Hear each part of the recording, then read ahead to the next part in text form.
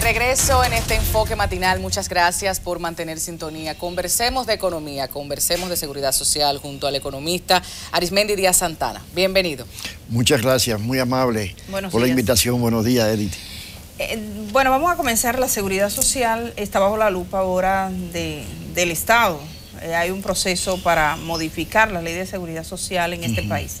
Lo primero, usted que participó en ese primer proceso hasta culminar con la ley que tenemos ahora, si considera pertinente que en este país estemos hablando en este momento y estemos iniciando un proceso de reforma a todo el marco legal de la seguridad social.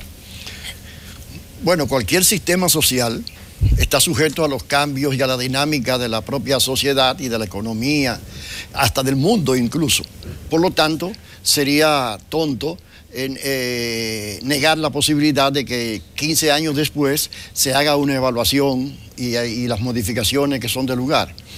Sin embargo, yo entiendo que debió haberse comenzado con haber hecho un diagnóstico claro de cuáles son los puntos de la ley, por ejemplo, que no se han aplicado todavía, 15 años después. ¿Cuáles son los aspectos que se han aplicado y cómo se han aplicado?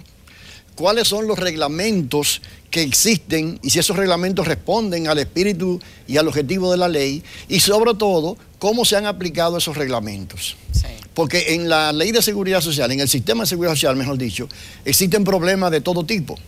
Problemas de no aplicación de determinados principios básicos de la ley. Problemas de aplicación y distorsión de la ley. Por ejemplo, no hay un plan básico de salud. Lo que hay es un plan de servicio de salud que es una negación del plan básico de salud. Entonces hay que ver en qué medida es posible cumplir finalmente con el mandato de la ley de que haya un plan básico de salud. O sea, todavía no es problema de la ley, sino de la... No es un problema de la ley. Debió haber un inventario, vamos a decir así, un diagnóstico claro de cuáles son los problemas que tiene la ley. La ley porque se está aplicando o porque no se está aplicando. ¿Cuáles son los problemas que tienen los reglamentos, que no es una materia de debate en este momento? ¿Y cuáles son los problemas que tienen las autoridades al aplicar la ley y al aplicar los reglamentos? Pero que es un problema del Estado y la falta de institucionalidad. Leyes que no se cumplen, reglamentos que no se aplican. Claro. Precisamente es transversal. Ahora bien, los puntos críticos, si hablamos en materia de salud, precisamente, ¿cuáles serían de los que se deberían debatir en este preciso momento? Bueno, digamos que en un enfoque general, lo primero es que la ley pretendió y pretende la ley, porque la ley está vigente todavía, sí, que haya un seguro de salud. Lo que tenemos es un seguro de enfermedad.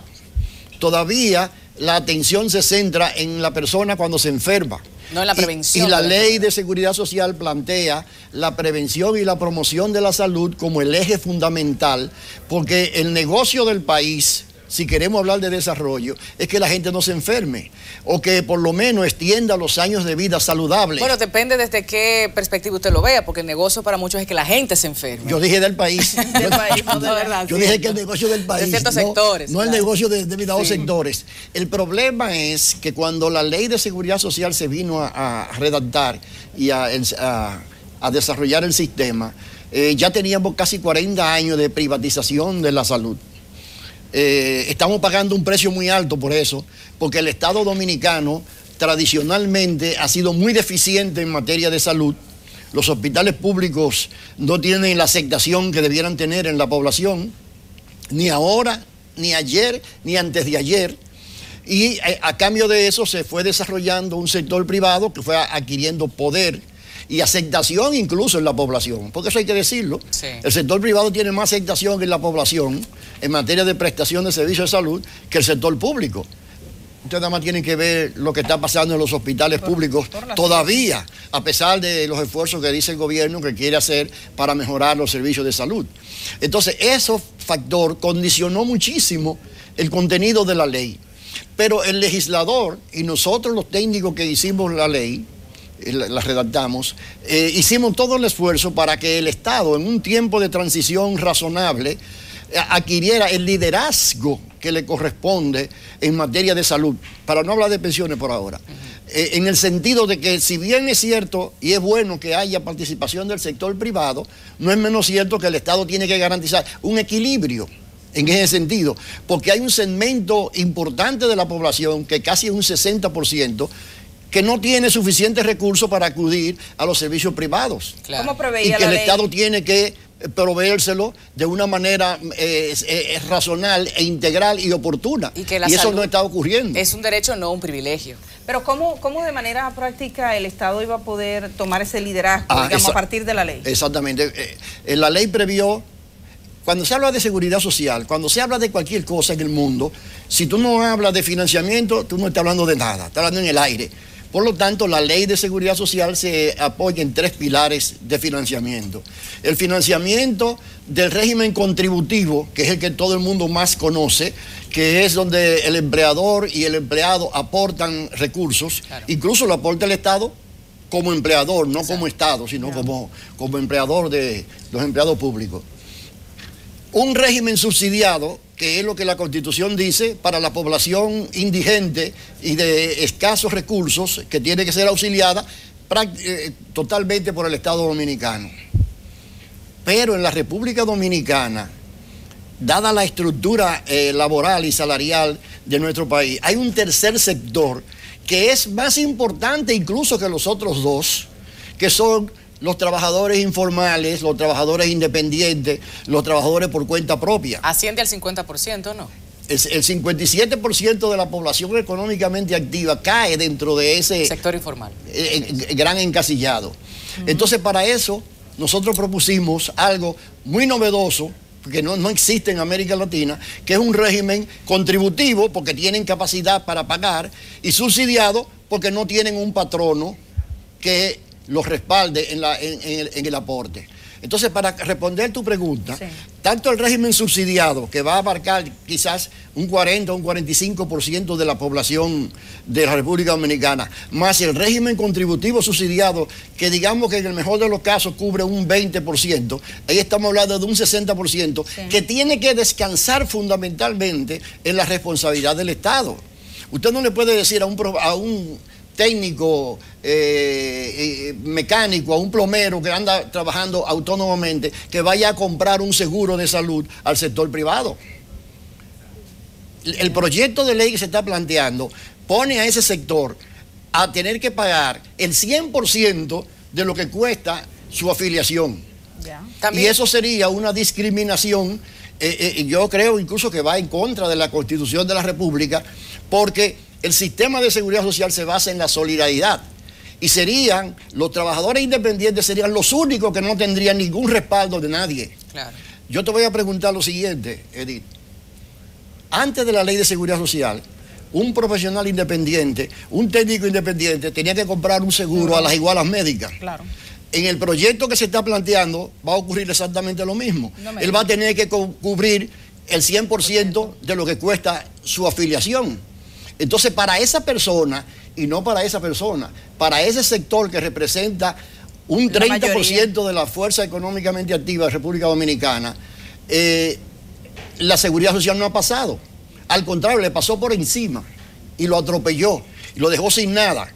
Porque, ¿cuál es la diferencia que va a ocurrir de aprobarse ese proyecto como está planteado entre un profesional que, por ejemplo, tiene que pagar 930 pesos por persona? Suponte tú que en esa familia hayan 4 personas, eso estamos hablando casi de 4.000 pesos, y el hermano de esa persona solo paga un 30% de ese valor, claro, porque es asalariado. Porque es empleado. O el primo de ese trabajador, que es un subsidiado, no paga absolutamente nada. ¿En qué posición social queda ese trabajador autónomo? Totalmente marginado del sistema. Claro, otra discusión también que se ha planteado mucho es por qué direcciones, ministerios, funcionarios, autoridades en sentido general no han pasado, por ejemplo, al SENASA. Porque bueno, hay sus propias exclusiones. Sí, mira, ese es un tema, digamos, muy polémico. Bastante. Originalmente, la ley había planteado un principio universal para todo el mundo de libre elección. Libre elección. Por lo tanto, cualquier empleado público, privado, lo que sea, podía afiliarse a una institución pública, a una institución privada, a una institución sin fines de lucro, etcétera, etcétera. Al final del proceso, para ya viabilizar la aprobación definitiva del asunto, la presidencia de la República de entonces negoció con el colegio, el entonces Asociación Médica Dominicana, una solución mediante la cual se crearía el SENASA, el Seguro Nacional de Salud, y además de eso, todas las personas en donde el Estado pusiese algún centavo, obligatoriamente pasarían a formar parte de ese Seguro Nacional de Salud. Por esa razón, teóricamente, todos los empleados públicos, no importa la categoría, y si aplicamos la ley textualmente, hasta el presidente de la República, tendrían que estar afiliados obligatoriamente al Seguro Nacional de Salud. Que a propósito, está el Colegio Médico Dominicano marchando también. Por el conflicto con la DARS, de los cuales vamos a preguntar un poquito más adelante cuál es el problema que tienen los médicos, pero sí me gustaría, a continuación de lo que ha dicho Tatiana, tenemos un sistema donde se ha creado como una casta, donde usted tiene Suprema Corte de Justicia, usted tiene Junta Central Electoral, usted tiene los mismos legisladores, donde ellos para sí se aprueban otros tipos de seguro, no están en el sistema. Eso es violatorio de la ley. Esa es otra distorsión del sistema. Ya el sistema no es universal. Exacto. Porque se supone, Edith, que la sociedad es muy diversa en todos los sentidos, pero hay un punto en que tiene que ser igual en la salud. ¿Por qué? Porque de la salud depende la existencia del ser humano, depende, en las condiciones de salud depende tu productividad, tu capacidad para generar ingresos, para ver tus hijos crecer y darle una buena educación. Por lo tanto, en ningún país del mundo que se respete se juega con la salud. Y por lo tanto, eso es igual para todo el mundo. A partir de ahí, a partir de un servicio básico suficientemente integral, oportuno y de calidad, entonces tú puedes agregarle lo que tú quieras a ese servicio. El resultado aquí, el que tú estás señalando, hay una serie de instituciones que se sienten con poder especial, que los gobiernos no tocan, y entonces han ido creando su propia parcela. Pero eso fomenta la inequidad. El resultado es que se ha segmentado la población entre gente de primera clase, de segunda clase, de tercera clase y sin clase. Los hijos de Marcelo, digámoslo así. Pero fomenta el Estado, a partir de esas decisiones, fomenta la inequidad. Claro. O sea, es desde el Estado que está propiciando. Pero es que el Estado tradicionalmente ha sido el que más ha fomentado la inequidad. Míralo en los salarios. Hace aquí más de 10 años que aquí no se aumentan los salarios. Por ejemplo, entre los empleados públicos, salvo aquellos sectores que tienen capacidad de presión, los maestros, los médicos. O sea que no hay un rasero que diga todos los ciudadanos somos iguales ante la ley. No, tú eres igual si tú tienes capacidad para hacer un piquete, una marcha y paralizar los hospitales, o si tú tienes capacidad para paralizar las escuelas. Pero los demás, como no tienen ninguna capacidad de esa naturaleza, no se toman en cuenta. Te voy a poner un ejemplo ahora volviendo a la seguridad social. Las pensiones, hace más de 10 años, 12 años, que no se actualizan, a pesar de que la ley dice que hay que indexarla, ¿verdad?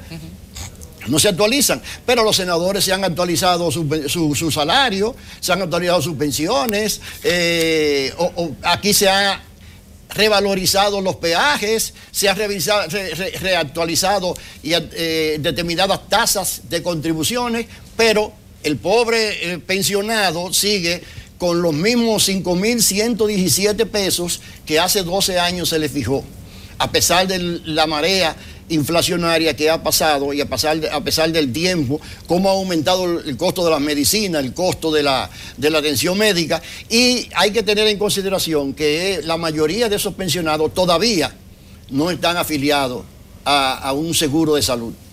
Uno de los proyectos positivos que tiene la ley que se está planteando, el proyecto que se está planteando, es que pretende afiliar a esos pensionados que en este momento no tienen planes de salud.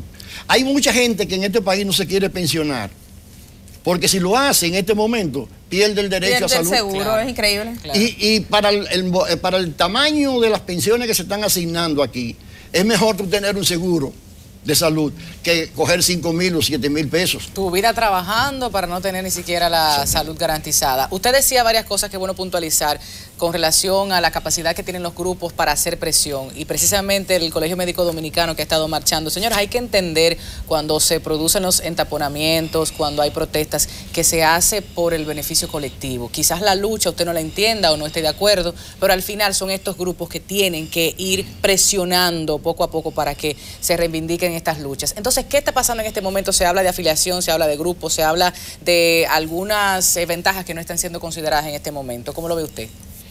¿Tú te refieres al Colegio Médico Dominicano, afiliación? Médico. Y yo le planteaba antes de iniciar la entrevista también ese 35% de ganancia, por encima del 30% que contempla la ley para... Bueno, las AFP. Dios mío, la AFP, que es otro tema. Vamos a separar por el momento el asunto.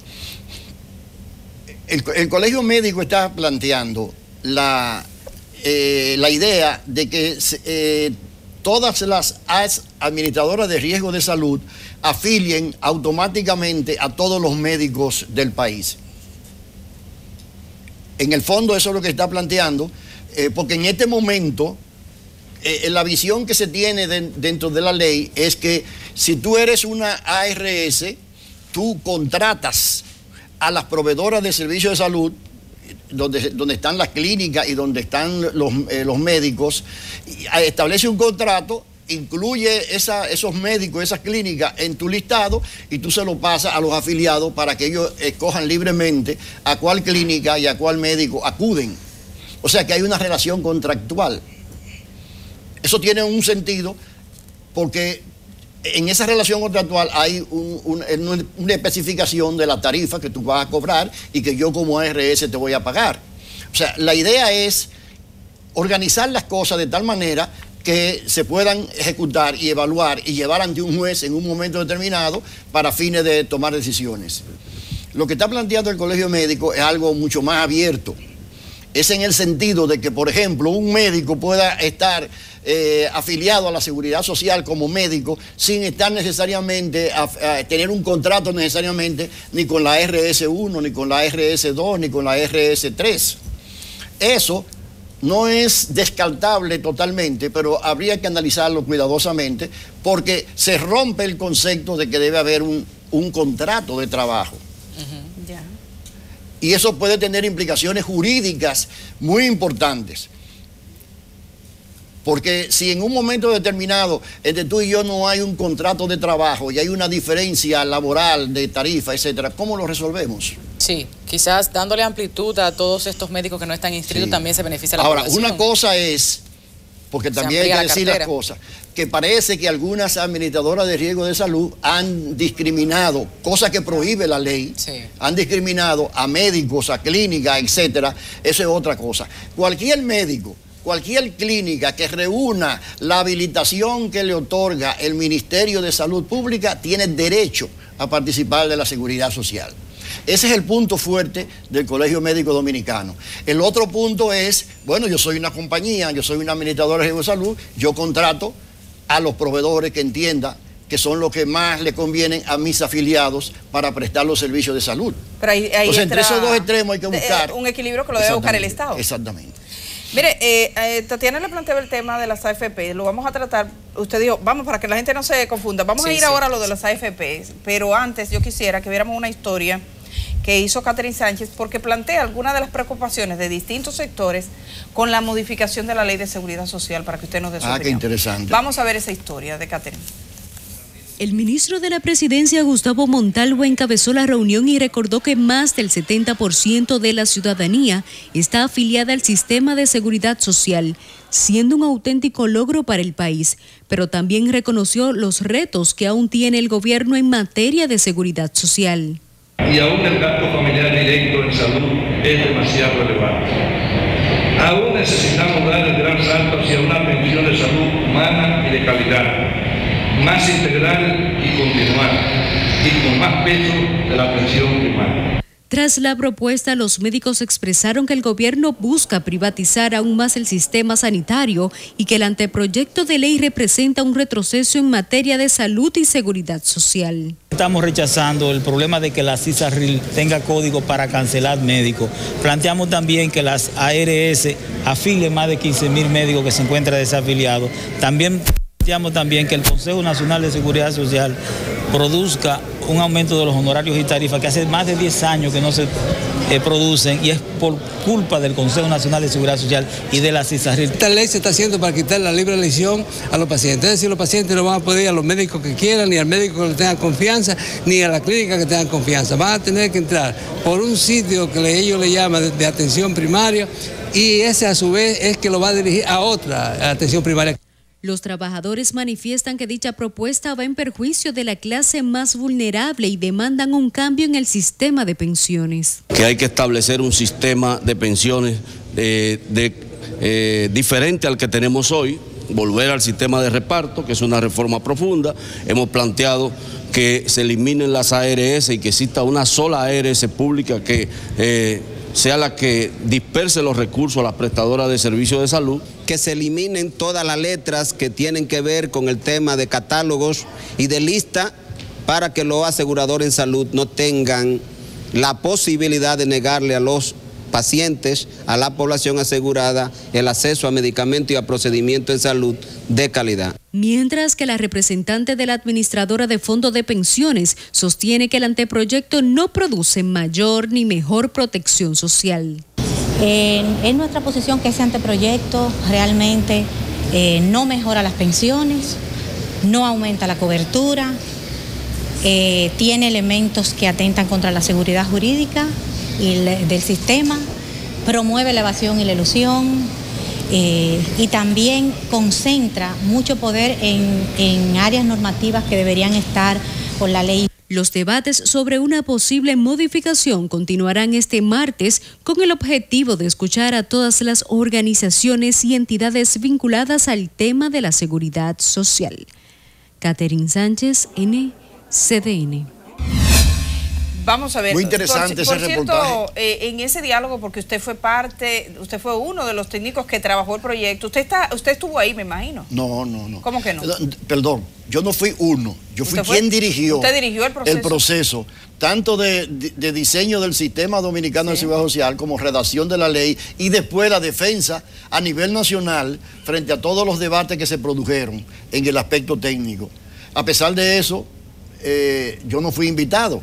Parece que las autoridades ya conocen mi posición y no necesitan escucharla directamente. No fue invitado. Pero eso marca una diferencia, Edith, entre lo que se hizo en aquella oportunidad en el 1999, 2000 y 2001, a partir del Senado de la República, que fue capaz de convocar a todo el mundo, de difundir bien las propuestas, de fundamentarlas y de escuchar con tranquilidad y con paciencia a todos los sectores que quisieron opinar para luego entonces hacer una propuesta de solución al problema. Por eso alcanzó el nivel de consenso que obtuvo la Ley de Seguridad Social. Aquí se ha hecho al revés, se ha hecho una propuesta de cambio y entonces ahora se está llevando rápidamente, porque aparentemente la idea es presentarla el 27 de febrero en el Congreso Nacional. Wow, eso es muy rápido. Se ha llevado rápidamente a sectores muy limitados.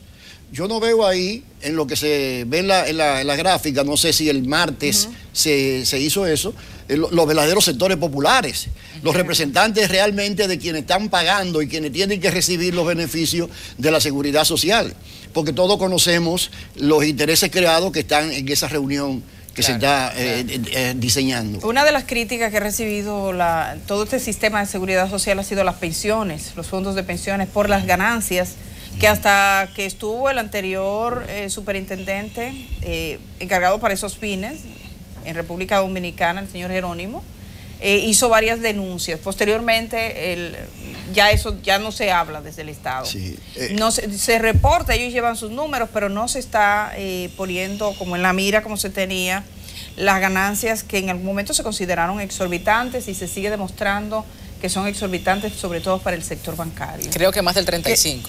¿Qué tiene que pasar? Exacto. Sería bueno que usted edificara la situación actual. ¿Y qué tendría que hacerse para un camino de mayor justicia? Hemos visto lo que ha pasado en otros países, que en Chile, por ejemplo, que la gente se movilizó, entendió, comprendió que cuando lleguen sus pensiones son pensiones de miseria. Como aquí todavía la gente no está recibiendo la pensión, ese es un tema que se mantiene muy al margen. Mira, hay que ser justo.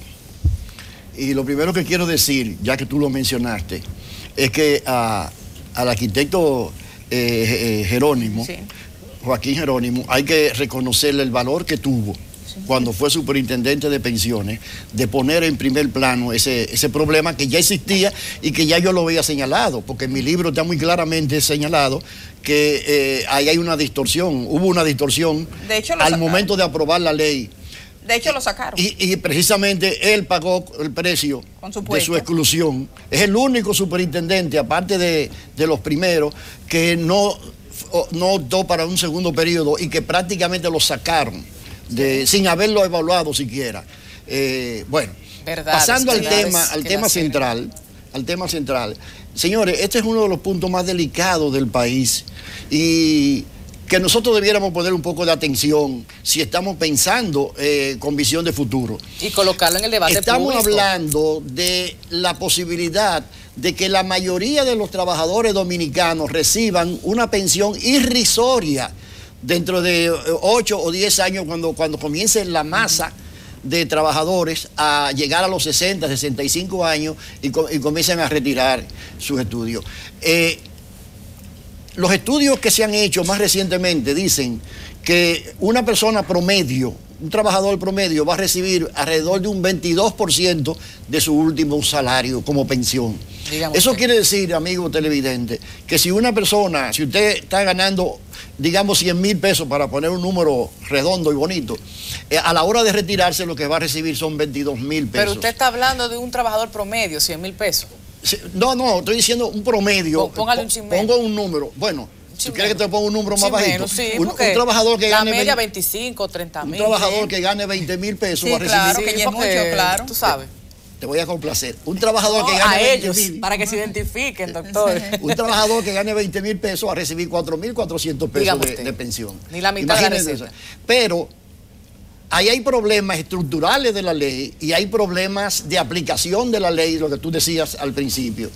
Y ninguno de esos problemas se está contemplando seriamente, ni se van a tocar en el proyecto que se está planteando. ¿Y entonces qué es lo que toca el proyecto? Oye bien, Edith, mira lo siguiente, yo lo he dicho con mucha claridad. Yo fui quien dirigió ese proceso y por lo tanto lo que estoy diciendo tiene fe pública. Sí. Porque lo estoy diciendo responsablemente y lo he dicho en todos los medios de comunicación. Cuando yo hice los cálculos actuariales para la Ley de Seguridad Social, a mí me dio el 23% del salario que era necesario. Más o menos un 10% para salud y un 12% para pensiones. Okay. Y el resto, la pequeña diferencia que hay, era para riesgos laborales. En un momento determinado, el ingeniero Henry Sadaldá, que en ese momento era presidente de Copardón, y Pepe Abreu, que era ya el presidente ejecutivo del CENUS, se acercaron a la comisión y hablaron conmigo personalmente y me dijeron que a nombre del empresariado y de los trabajadores, ellos habían decidido que no podían pagar más del 21% del salario. O sea que había un déficit de 2%. Entonces, ¿cómo nosotros intentamos resolver el problema? Sacrificando en ese momento a pensiones, porque sabíamos que salud era una prioridad mayor para la población.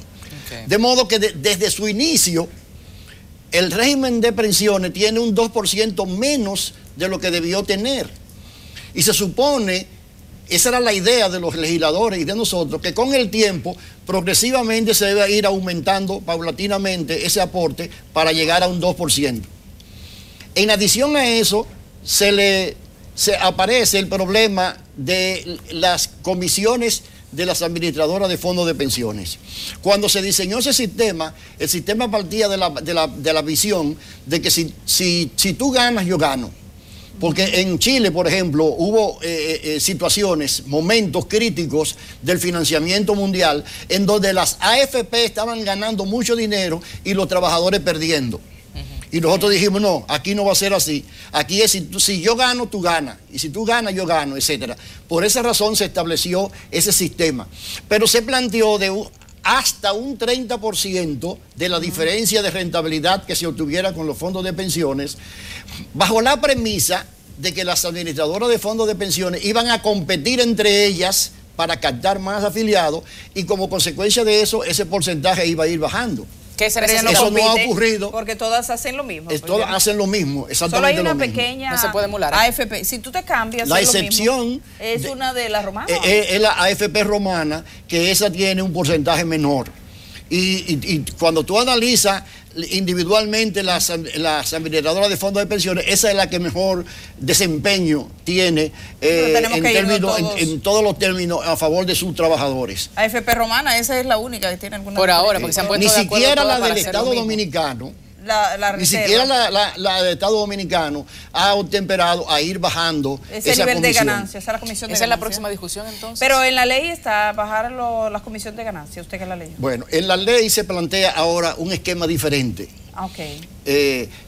Porque la ley vigente habla de un 0.5% para administración del fondo y esa diferencia de que estábamos hablando en función de la rentabilidad. Ahora se plantea eliminar ese 5% y establecer una nueva forma de calcular la comisión de las administradoras de fondos de pensiones. El 0.7% de los fondos que se movilicen cada mes.